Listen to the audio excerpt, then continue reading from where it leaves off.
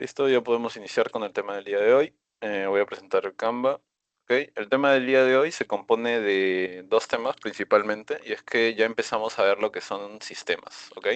Sistemas que recordemos que están elaborados por el conjunto de órganos, y a su vez el conjunto de órganos está creado cada uno por un conjunto de tejidos y las células forman tejidos. Esa es la jerarquía que estamos viendo y que hemos visto durante las semanas anteriores. Por lo que revisar los temas es fundamental para entenderlos. Recordemos que ya estamos a menos de 2 semanas para el parcial, ¿no? Además de eso, pues bueno, el último tema lo vamos a ver, ¿cómo se llama? En presencial, para ponernos al día. Culpa mía de no poder hacer la clase la anterior semana, me disculpo con ustedes, pero el día de hoy vamos a hacer solamente estructural. Es decir, lo que quiero el día de hoy es que cada uno de ustedes sea capaz de, bueno, tal vez no de manera sobresaliente, pero por lo menos de una manera aceptable, poder describir el sistema digestivo, entender un poco estructuras, porque ahorita mismo lo que queremos no es entender función. La función la vamos a entender en la siguiente sesión, que sería sistema digestivo 2 junto con glándulas accesorias, etc. ¿No? Entonces, dicho eso, ya podemos empezar. Ya sabemos el tema. ¿Ok? Aquí de hecho señalé un poco, bueno, es casi obvio, ¿no? La entrada del sistema digestivo. Recordemos de que simplemente es un tubo, ¿no? Aquí tendríamos estómago, intestino grueso y dentro intestino delgado. ¿Ok?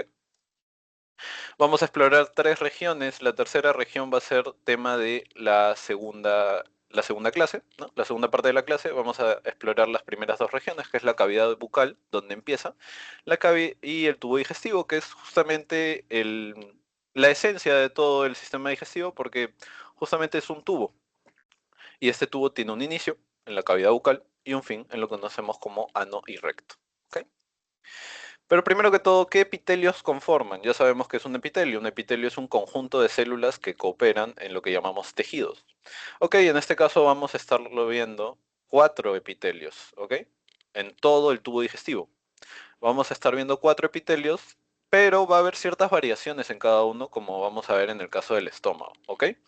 La primera capa que daría la luz intestinal, es decir, que da al diámetro interno, por donde pasa la comida, es la capa mucosa, la cual, bueno, puede variar, como ya he dicho, dependiendo de qué región o órgano estemos hablando, pero generalmente presenta tres capas: la capa epitelial, la lámina propia y la muscular propia de la mucosa. ¿Ok?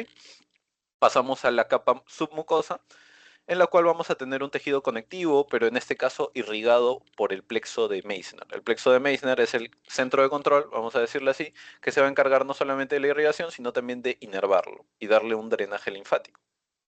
Es decir, va a haber ganglios linfáticos cercanos que van a encargarse de la linfa. ¿Ok?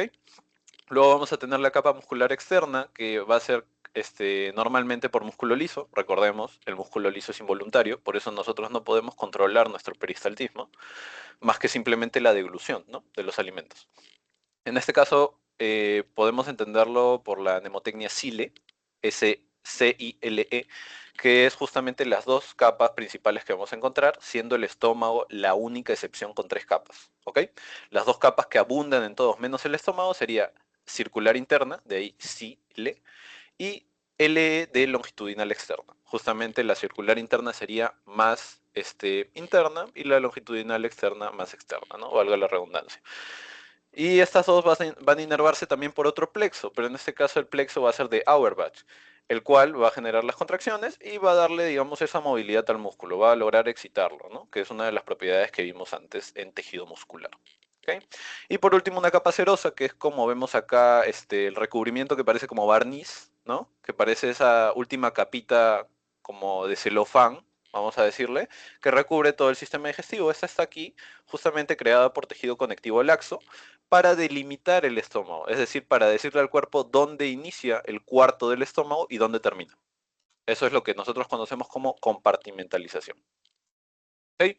Aquí tenemos una imagen que nos puede ilustrar mucho más: el lumen o luz intestinal, es decir, el grosor interno del tubo digestivo. Aquí tenemos la mucosa, como vimos, con sus tres capas: la capa epitelial, va directamente al lumen o luz, la lámina propia y el músculo de la mucosa o muscularis mucosa, ¿no? Tenemos también lo que es la submucosa, segunda capa, muscular externa, tercera capa, y la serosa, que es el detalle final, ¿no? Aquí igualmente, y vemos que hay cierta irrigación, incluso inervación, que serían en este caso las ramificaciones amarillas, ¿no? ¿Ok? Tenemos para empezar dos tipos de motilidades digestivas. ¿Qué es la motilidad? La motilidad es lo mismo que decirle movimiento. ¿Ok? En este caso, bueno, el estómago en sí no se mueve, sino que sus contracciones, es decir, el, las señales que le mandan los plexos, como hemos visto como el plexo de Meissner o el plexo de Auerbach, van a generar la excitabilidad en el músculo de tal manera que este va a reaccionar. Y al reaccionar va a poder generar dos tipos de movimientos principalmente. Estos dos tipos de movimientos no se van a presentar los dos en los mismos tejidos, sino que va a haber solo uno en distintos tejidos. Es decir, o es peristaltismo o es segmentación. En el caso de que sea peristaltismo, este va a estar en sí, su principal función es la de mover el bolo alimenticio, ya sea el bolo en sí mismo o el quimo, que vamos a ver la diferencia a continuación, es decir, presionando constantemente el tubo de tal manera que podamos exprimir y poder llevarlo tanto desde la cavidad bucal al estómago, de estómago a intestino y de intestino para afuera, es decir, excretarlo, ¿no? Defecarlo. En el caso de la segmentación, esta va a ser distinta. Esta no busca mover el bolo o quimo de un lado a otro, de un compartimento u órgano a otro, sino busca mezclar, es decir, está amasando. Por eso vamos a ver de que las contracciones no, no quieren, digamos, exprimir, sino más bien presionan constantemente las paredes para ir licuando internamente y mezclarlo con jugos gástricos, enzimas digestivas, etcétera, ¿no? Para poder lograr la correcta absorción de los nutrientes. ¿Ok? Comprendido eso, pasamos al inicio del tubo digestivo, que se llama la cavidad bucal, también conocido coloquialmente como boca. La boca la vamos a comprender en dos regiones principales, la cavidad y el vestíbulo. ¿Cuál es la diferencia? Ok, el vestíbulo nos podemos acordar durante el examen que cuando nosotros entramos a un lugar, el lugar de recibimiento siempre va a ser el vestíbulo. Es decir, en la boca, lo primero que vamos a ver, como si nos estuvieran recibiendo, va a ser el vestíbulo. Déjenme que admito otro alumno. Ya. En este caso, el vestíbulo va a estar comprendido por todo lo que esté por fuera del arco de la mordida. Es decir, el arco de los dientes, como forma de herradura o forma de U. Bueno, para afuera de la forma de U, es decir, de los dientes para afuera, va a ser todo lo que consideramos vestíbulo. Aquí ven la foto, que parece una foto odontológica, en donde se ve cómo se ha estirado los labios, ¿no? Entonces, justamente todo lo que queda por fuera de los dientes externamente y nos da a la cara, es lo que vamos a considerar el vestíbulo, ¿no? Y justamente comprende lo que son los labios, como ya mencioné, las mejillas y los propios dientes. En el caso de la cavidad, va a ser todo lo que al cerrar los dientes, es decir, al morder, queda por dentro.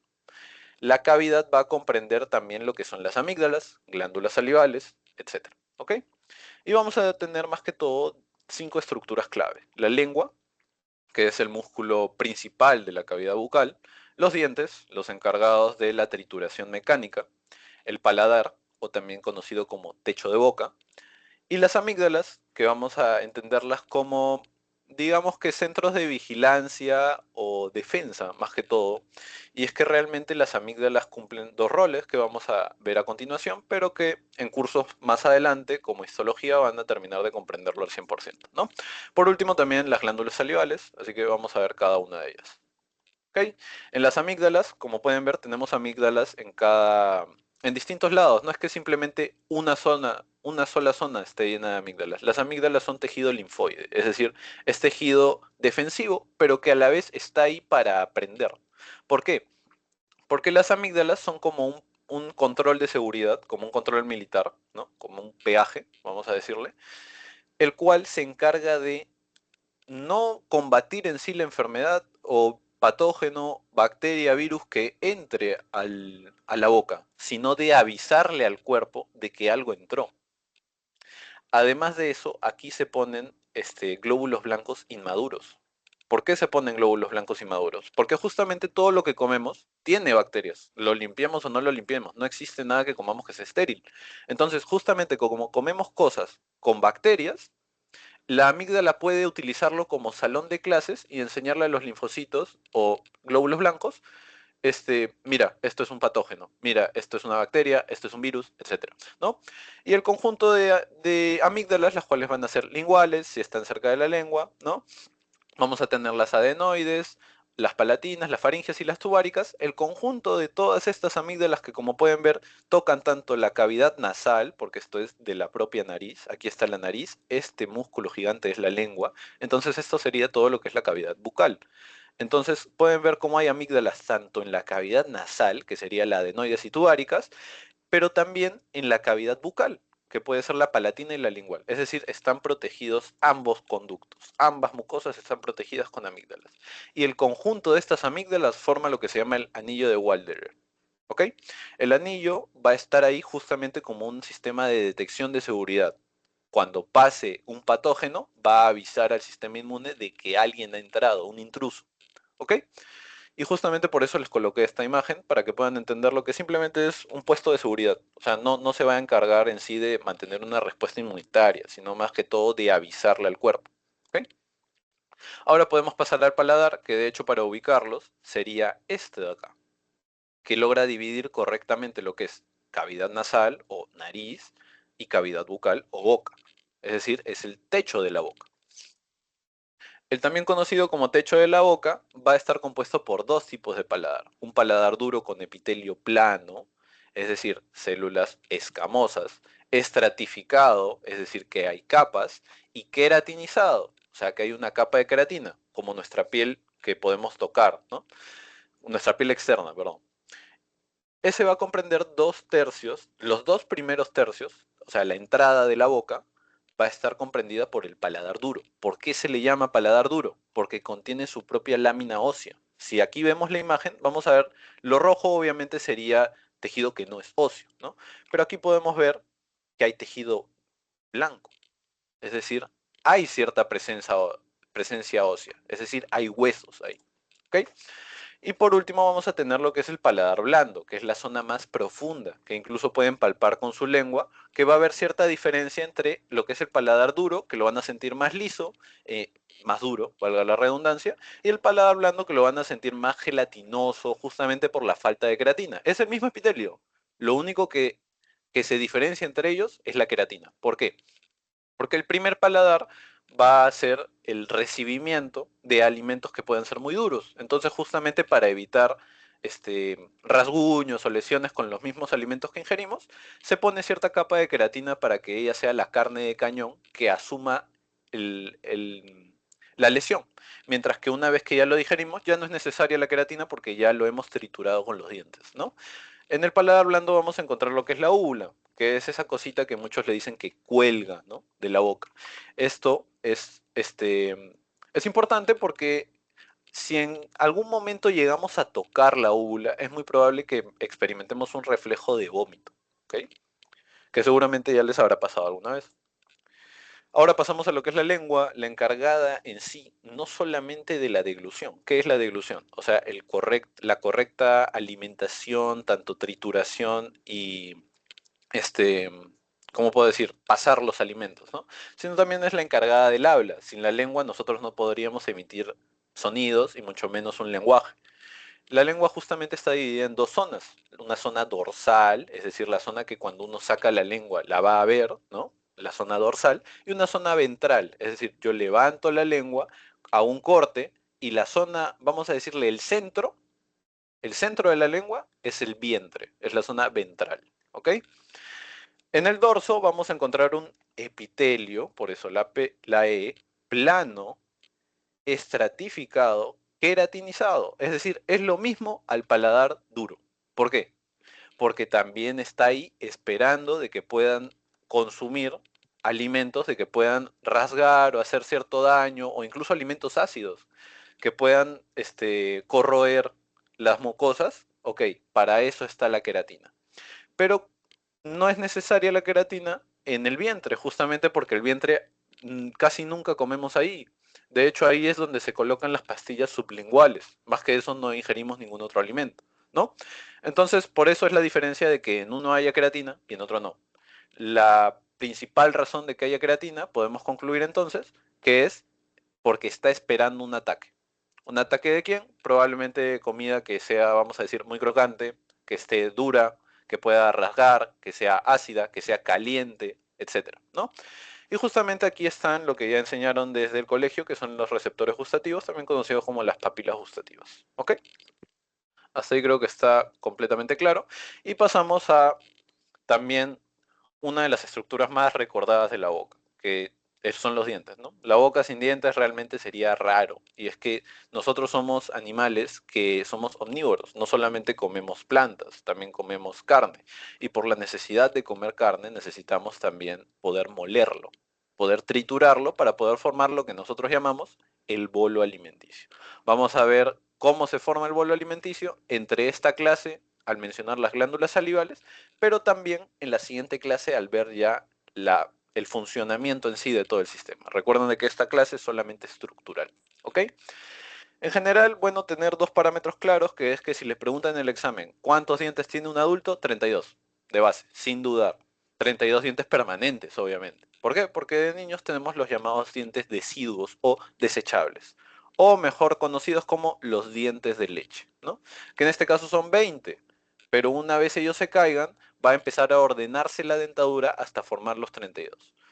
Ojo, esos 32 teóricamente deberían estar en todos los humanos, pero puede haber ciertos casos de dientes supernumerarios, ¿no? En donde una persona tiene 34 dientes. Son ciertas anomalías que, bueno, pueden o no ser perjudiciales, pero tengan en claro de que de base todos los adultos deberíamos tener 32 dientes, ¿ok? Dentro de estos dientes vamos a encontrar cuatro tipos. Vamos a encontrar incisivos, que son cuatro, que son 8, perdón, que pueden verlos acá, son los dientes de enfrente, ¿no? Los cuatro dientes de frente, tanto arriba como abajo, que son los encargados del corte de la carne. Es decir, cuando uno come, corta. Corta el pedazo que va a ingerir, ¿no? En el caso de los caninos, estos son cuatro, dos arriba y dos abajo, seguidos de los incisivos, ¿ok?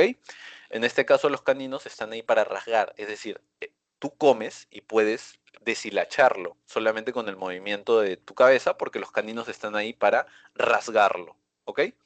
En el caso de los premolares, siguen a los caninos y son en este caso de nuevo 8.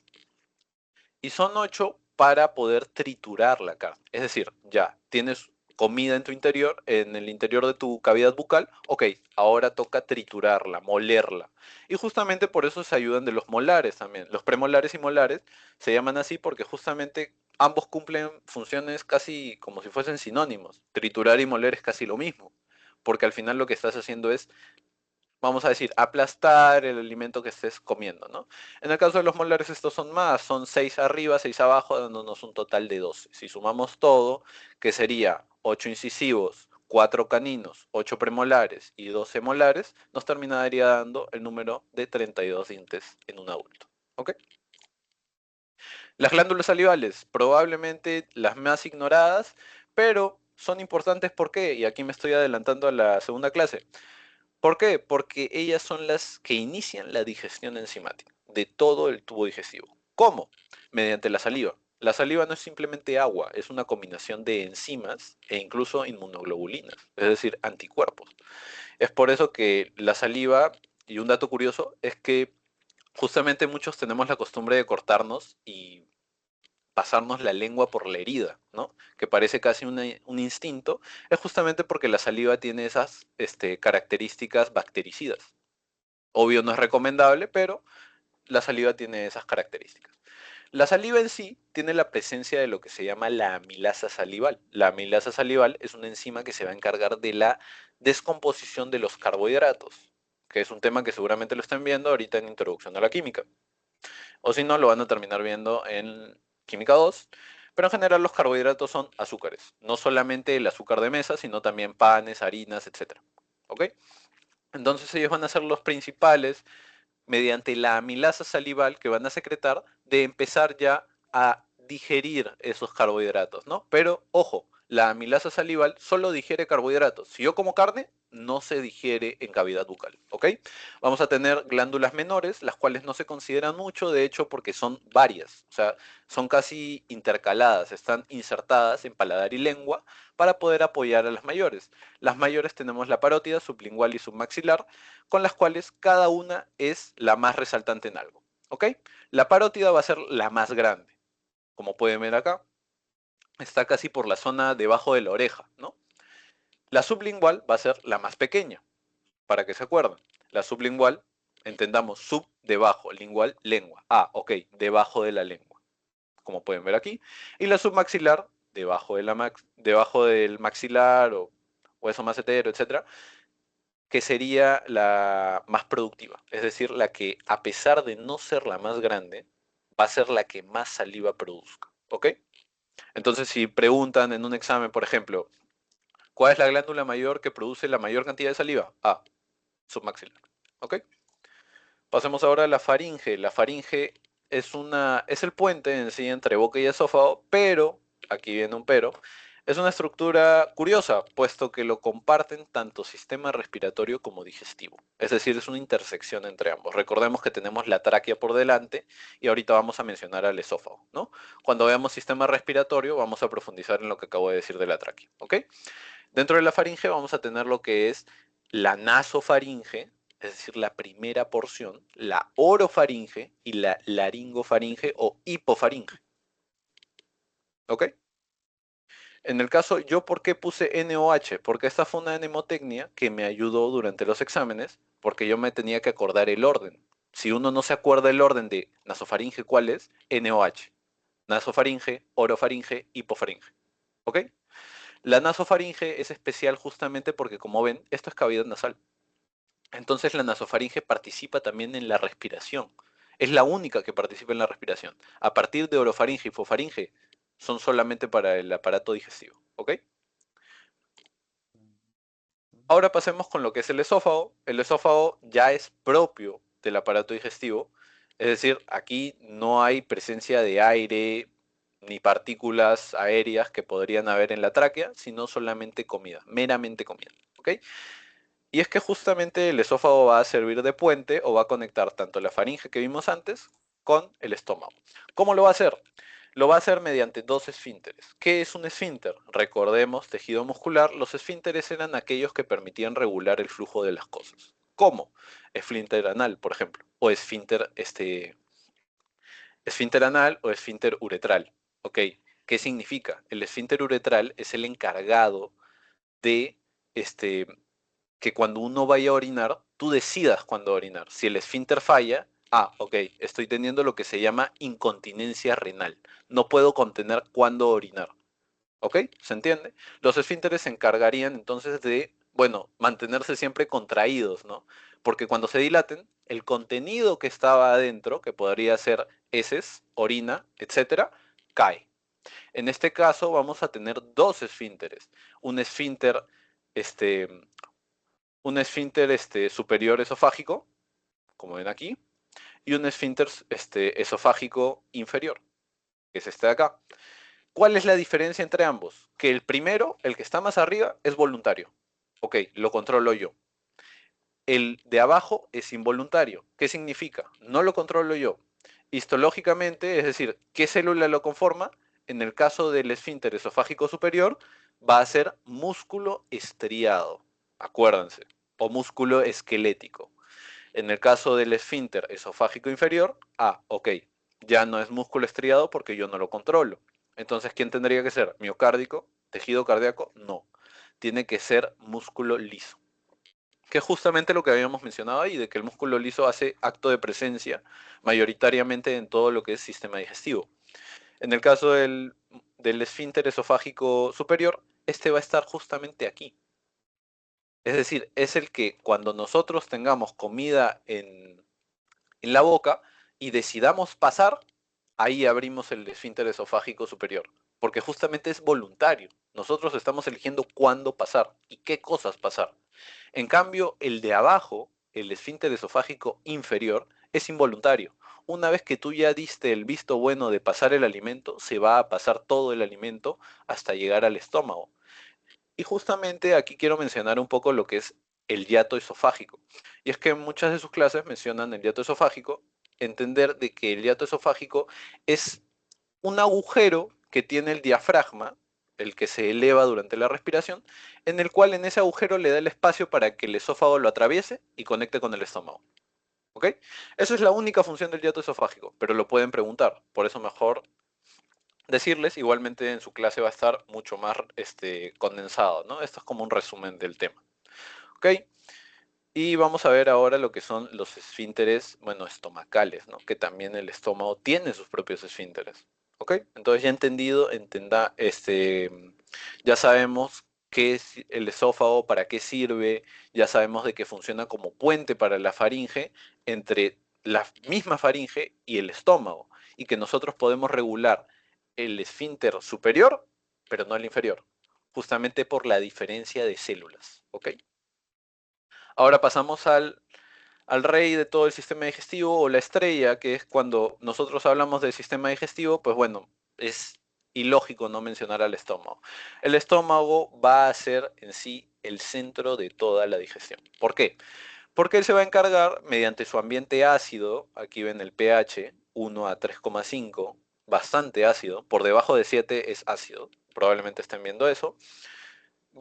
Podemos dividirlo nosotros anatómica y funcionalmente. ¿Qué significa? Funcionalmente vamos a dividirlo mediante el cardias, o sea, la zona de entrada, el fundus, la zona superior, que parece como un montecito, y el píloro, que es la zona de salida. ¿Ok? Si se dan cuenta tenemos entrada, montecito o techo y el píloro. En cambio, anatómicamente vamos a considerar el cuerpo. ¿Por qué no consideramos el cuerpo en funcionalmente o histológicamente? Porque realmente no hay una variación, no hay una diferencia. Sigue siendo el mismo tejido que el fundus, por ejemplo, ¿no?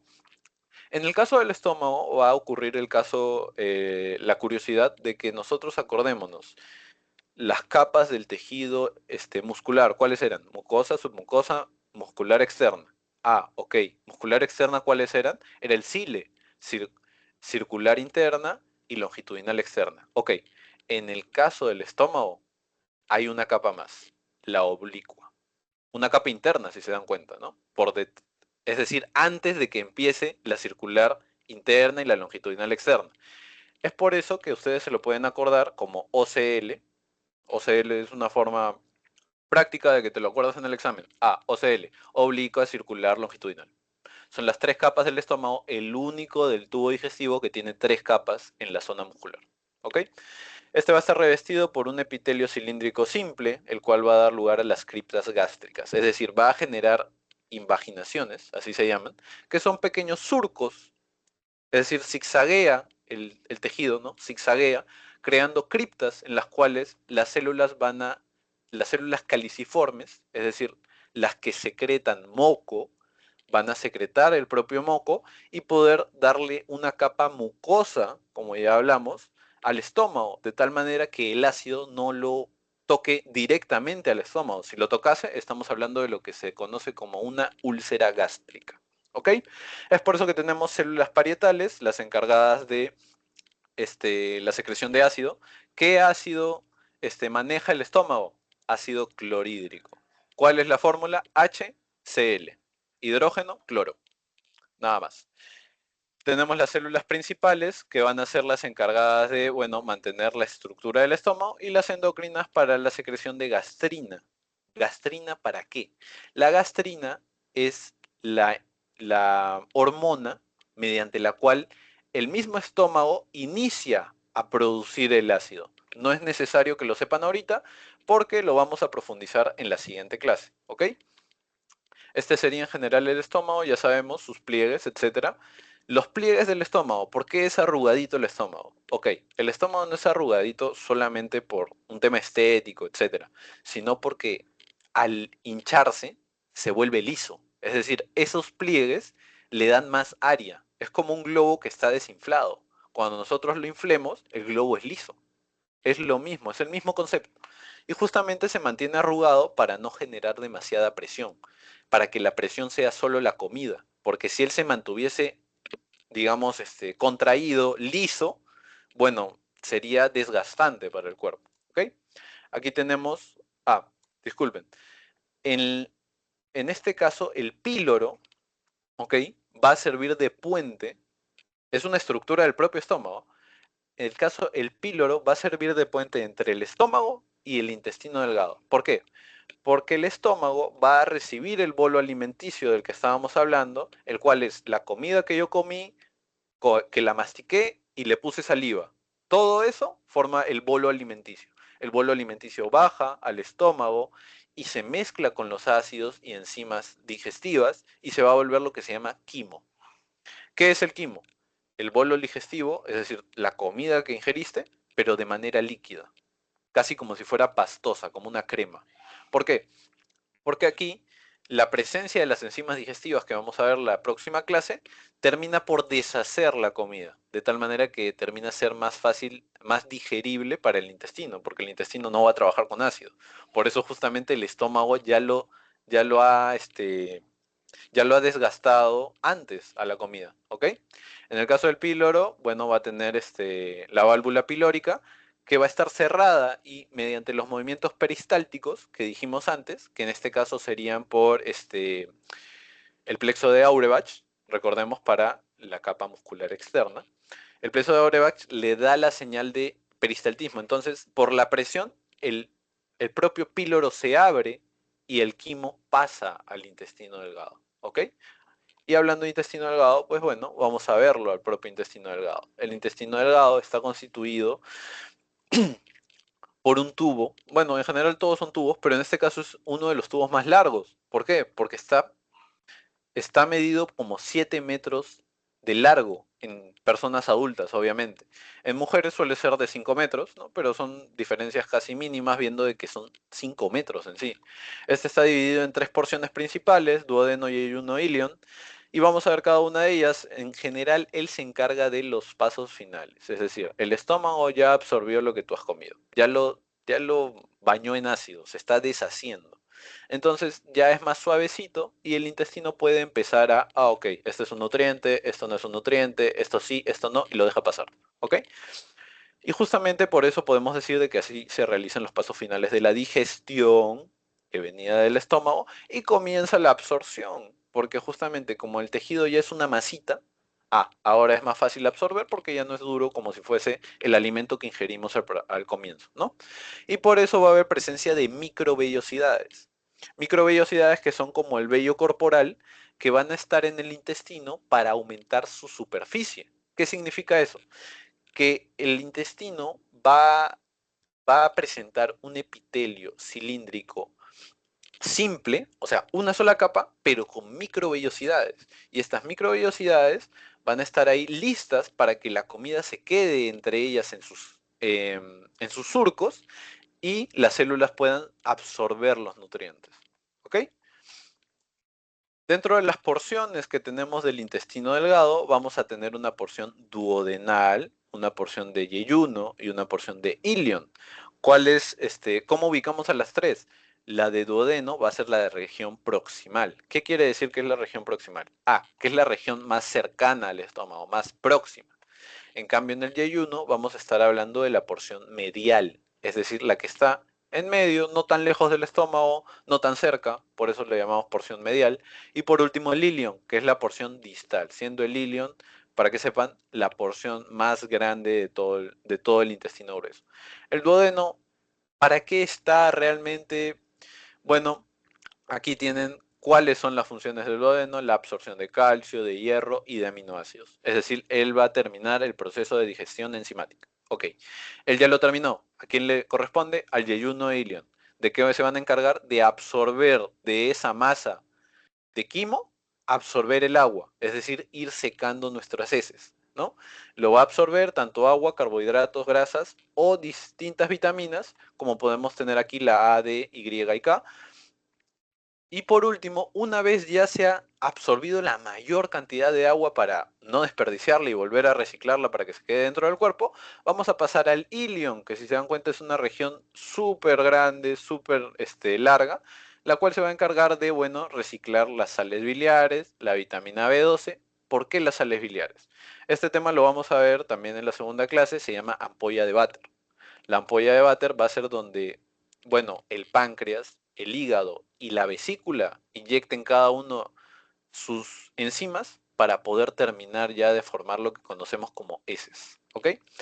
Una vez ya terminamos con el intestino delgado, pasaremos a lo que se llama la válvula iliocecal. La válvula iliocecal es similar a un esfínter. Es la puerta que divide intestino delgado de intestino grueso. Y la primera porción de intestino grueso que vamos a ver se llama el ciego, justamente donde encontramos la estructura que se llama apéndice.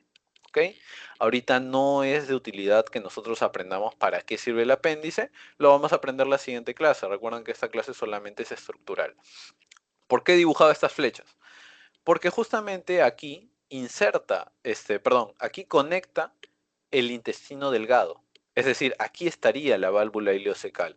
Y una vez esté, como podemos ver aquí, inserta aquí, ¿no? Por detrás. Esta prolongación o dedito, vamos a decirlo así, sería el apéndice, como pueden ver aquí. La válvula ileocecal va a ser la que divida grueso de delgado y va a ser la que una vez sienta la comida, que ya se absorbió, ¿no? Ya sabemos sales biliares, agua, grasa, carbohidratos, vitaminas, etcétera, calcio y hierro. Ok, la va a dejar pasar al intestino grueso. El intestino grueso está compuesto por tres secciones, ¿ok? Tenemos un colon ascendente, por eso dibujé la flecha, que sube, uno transverso, que va de lado a lado, es decir, atraviesa, y uno descendente, como si fuera un tobogán, desciende hacia lo que conocemos como el sigmoides o el colon sigmoides, ¿no? Para finalmente irse al recto y la porción externa que nosotros conocemos como ano, ¿ok? Aparte de eso, estas tres porciones, que ya las tenemos mencionadas aquí, el ciego, el colon que es ascendente, transverso, descendente y sigmoideo, tenemos también la presencia de tenias. ¿Qué es una tenia? Una tenia son estas rayas que vamos a ver aquí, que parecen como la vértebra, ¿no?, del intestino grueso. ¿Para qué están las tenias? Las tenias están para que el intestino grueso logre formar estos, ¿cómo le puedo decir? Cúmulos o bolsitas, ¿no?, que podemos ver aquí, que se llaman austras. Las austras están ahí para que el intestino pueda mover y presionar austra, austra, austra, o sea, cada una de las bolitas, y seguir el movimiento peristáltico. Si no hubiesen austras, sería mucho más complicado de realizar el peristaltismo, porque el intestino sería casi liso, ¿no? Entonces no habría, se parecería más al intestino delgado que vemos acá, ¿no? En cambio, la presencia de austras, la presencia de estas bolitas, es lo que lo termina dividiendo y diferenciando, ¿no? En general, entender de que, bueno, la diferencia longitudinal es obvia. Este mide 1,3 metros, a comparación de los 5 o 7 metros que tenía el intestino delgado. Y también este está compuesto por un epitelio cilíndrico simple, pero en este caso ya no hay microvellosidades. Es decir, la diferencia en tejidos es que el grueso no tiene vellosidades y el delgado sí. ¿Por qué tendría vellosidades el delgado? Ah, recordemos, porque las vellosidades ayudaban a la absorción. Por eso están ahí. ¿Ok? Con esto terminaríamos todo lo que es el tema estructural. Quiero saber si hay alguna pregunta, algo que tenga que responder, repetir, no quedó claro, etcétera. ¿Alguna duda? Bruce. Sí, yo tenía una duda, o sea, es que en el sistema digestivo, si podría repetirlo. En el estómago. Claro, ¿alguna parte en especial? Mm, sí, es que no le entendí mucho esa parte del estómago, Repaso mayormente. general. Ujú. Ya. Repaso general del estómago, que de hecho es lo que más suelen preguntar en los exámenes. Vamos a ubicarlo, si se dan cuenta por los colores también pueden distinguir quién es cavidad bucal, ¿no? Cavidad bucal en rojo, tubo digestivo en azul. Por eso si nosotros vamos aquí, tubo digestivo, estómago en azul. Ok, el estómago va a ser en sí el núcleo de todo lo que conocemos como tubo digestivo. No podemos hablar de tubo digestivo si no mencionamos el estómago. El estómago ya conocemos que es ácido, que maneja un ácido. ¿Qué ácido maneja el estómago? Ácido clorhídrico. Ácido clorhídrico, ¿cuál sería su composición si no me sale el nombre en el examen? ¿Cómo puedo saber cuál es el ácido clorhídrico? HCl, hidrógeno, cloro. Ese es el ácido clorhídrico. Es por eso que justamente como el estómago maneja ácido, va a tener ambientes ácidos. Un ambiente ácido de 1 a 3,5 en la escala de pH. Es decir, es sumamente ácido. Y es ácido no solamente para digerir tus alimentos y bañarlos en ácido y que se vayan deshaciendo, sino también para que cualquier bacteria que haya entrado se, se, se deshaga como si fuese lava, ¿ok? Entonces, ¿cómo podríamos dividir nosotros anatómicamente el estómago? Lo podemos dividir, perdón, lo podemos dividir tanto anatómicamente, o sea, por partes o por funciones. Dentro de las funciones vamos a encontrar que hay ciertas diferencias en cuanto a los tejidos y justamente es por eso por lo que obviamos el cuerpo. El cuerpo gástrico es la porción más abundante, la porción central, ¿no? Pero que no presenta cierta función, más que simplemente ser estructural. Y es por eso que no lo tomamos en cuenta. El cardias va a ser la primera región. Aquí conectaría el esófago, recordemos, y el esfínter esofágico inferior, que nosotros no controlamos porque es músculo liso. Entonces aquí entra la comida, pasa el cardias, pasa el fundus, cae, y células parietales se encargan de la secreción del ácido clorhídrico al ser estimuladas por la gastrina que secretaron las células endocrinas. La gastrina simplemente es la indicación que se le da a las células parietales de, hey, secreta ácido, secreta jugos gástricos, ¿no? Por eso se llama gastrina. Por último, decirles de que el estómago está revestido, o sea, internamente está revestido por un epitelio cilíndrico simple. ¿Ok? Es decir, es un epitelio, es un tejido que presenta células cilíndricas y una sola capa, que sería justamente la capa, bueno, por detrás de la mucosa, porque la capa mucosa va a ser generada por las células caliciformes. Las células caliciformes van a producir esa capa de moco que va a hacer que el ácido que caiga ahí destruya el moco, pero no le cause daño al estómago. ¿Ok? ¿Se entiende hasta ahí? Sí, sí se entiende. Excelente, Bruce. ¿Alguna pregunta más?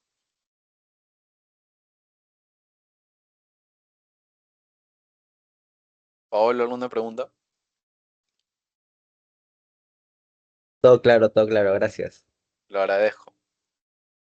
Bueno, entonces si no hay preguntas, pasamos, les voy a mandar el post-test. Espero de que con lo que he explicado quede mucho más claro. Igualmente ya saben de que cualquier pregunta a mi WhatsApp, ya sea de práctica, ya sea, ¿sabes qué? No entendí este tema, etcétera. Normal si les puedo responder, obviamente en un horario que sea decente. Y damos el post-test y con eso terminaríamos. Les recomiendo que den tanto pretest como post-test porque si no, yo no pongo la asistencia. Tiene que estar los dos, ¿ok? Y justamente en poco tiempo va a hacerse lo que se llama revisión de mi lista de alumnos. Entonces, si ustedes tienen más de 4 inasistencias, no van a poder seguir en el programa, ¿ok? Ahorita les paso lo que es el post-test y con eso terminaríamos.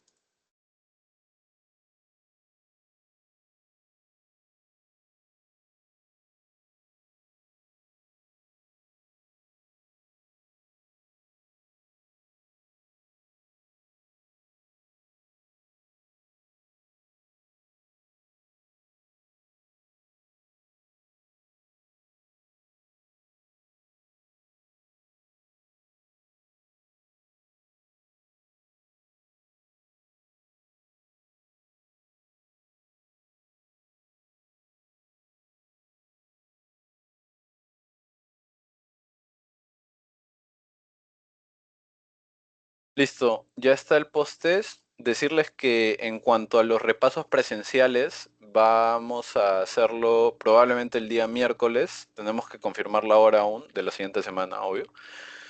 Va a ser una clase conjunta, repaso de todos los temas presencialmente. Obviamente ya no va a ser la misma cantidad de tiempo que le dedicábamos aquí, de 40 a una hora, sino más corto, 25 minutos, etcétera, ¿no? Y vamos a hacer incluso un examen, un examen simulacro del parcial, ¿no?